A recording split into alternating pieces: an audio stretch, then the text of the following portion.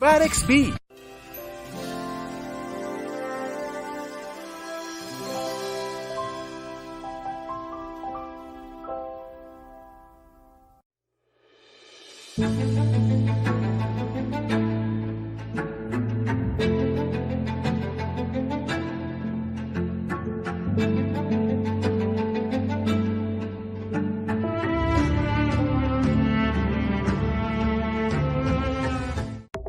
August 2012 nang pumasok sa Philippine Area of Responsibility ang Typhoon Saula o Bagyong Hiner. Hindi ito tumama sa kalupaan, pero matindi ang naging epekto nito dahil sa habagat.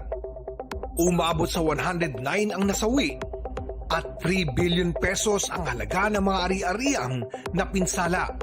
Dahil sa pag-ulang umabot sa 1,007.5 mm sa loob lang ng 3 araw. Matapos ang isang taon, pumasok naman sa para ang Bagyong Maring ng Bagyong Hiner.